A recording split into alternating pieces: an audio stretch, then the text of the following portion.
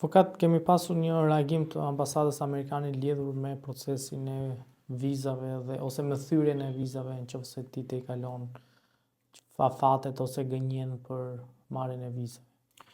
Ky fakt nuk ka të na shërbej ne për asgjë, sepse në rast se ti si qytetar nuk e aplikuar për vizë, nuk kuptohet qartësi që s'ka pse ti të marrësh një informacion të tillë, sepse personi që aplikon për vizë, kur bën intervistën, informohet qartësi edhe verbalisht, por edhe me një formular që ti nuk mund të shkelësh rregullat.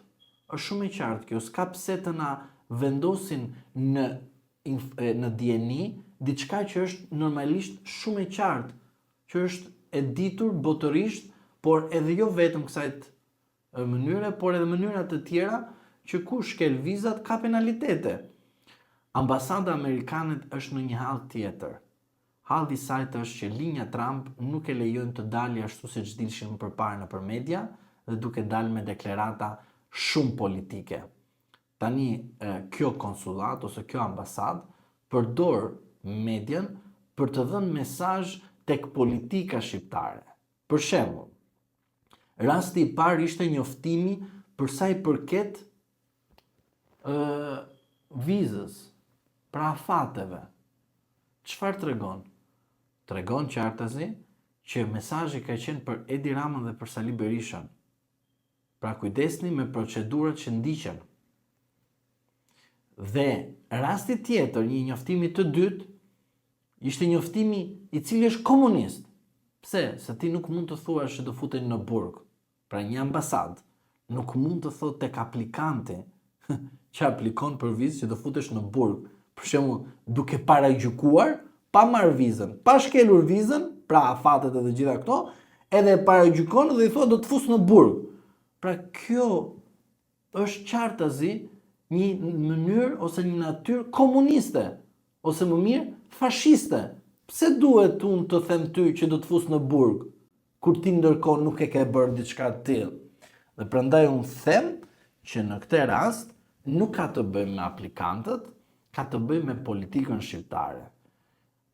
Ambasada amerikane, për shkak përsëri të influencës së Trumpit, por brenda saj ka edhe njerëz të cilët atashohen në administratën Biden, jep një mesazh të qartë tek Sali Berisha dhe Edi Rama, që në rast se shkelni rregullat të cilët kemi vendosur në truezën tonë të përbashkët, që ju keni secili për jush keni zarfin që ju themi direktivat tona, atëre sigurisht që ne në një të ardhme, për shkak të situatës Trump afatgjat, do të marrim masa burgosje ndaj jush.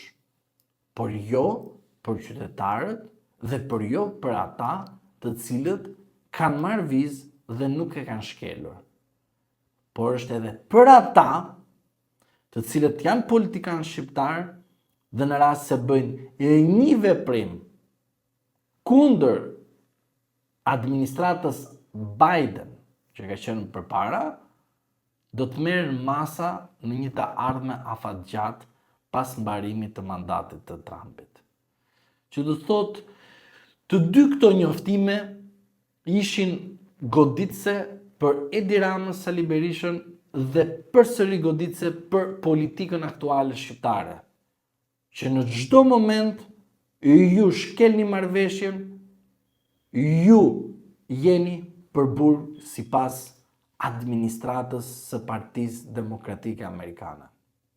Avokat, a u fut në kurth Veliaj për përgjimin që i bën në burg, në qelin e burgut?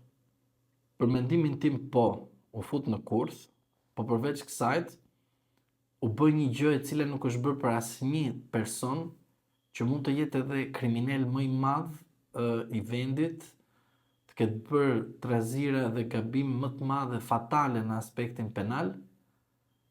Ky përgjim në ambientet e paraburgimit tregon qartësi që mesazhi i spakut nuk është thjesht kundër Erion Velis, por është pikrisht për Erion Velin që të mos ketë mundësi të dali nga asnjë biruc e burgut.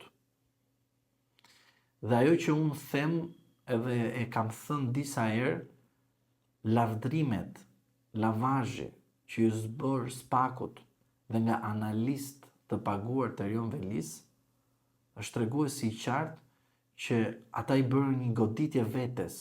Të gjithë analistët që sot dalin pro Erion Velis i kanë bërë një goditje fatale vetes.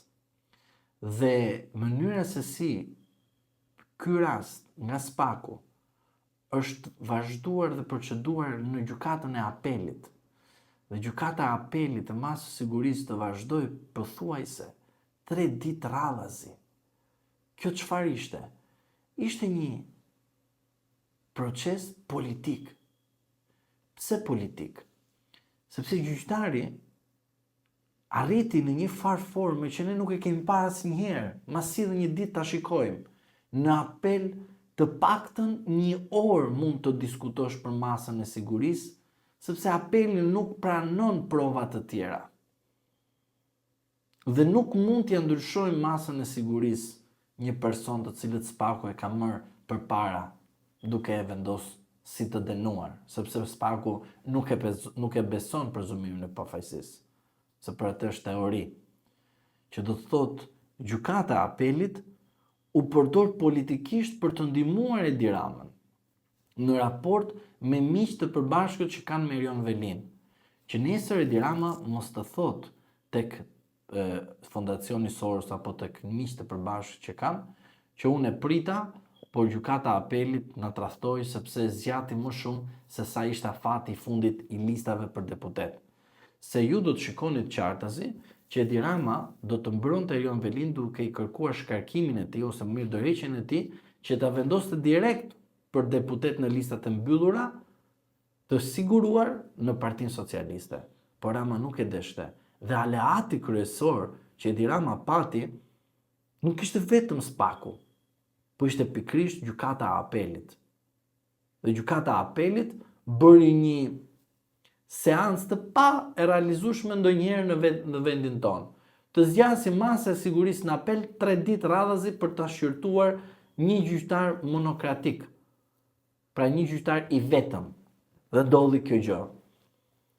Nuk ekziston në praktikën tonë që apeli të presë ty 3 ditë apo të presë ty 1 orë ose më shumë se 15 minuta të mbarosh pretendimet e tua. Pra, mënyra se si Spaku goditi Erion Velin ishte i qartë për të ndihmuar jetëgjatësinë politike të Edi Ramës.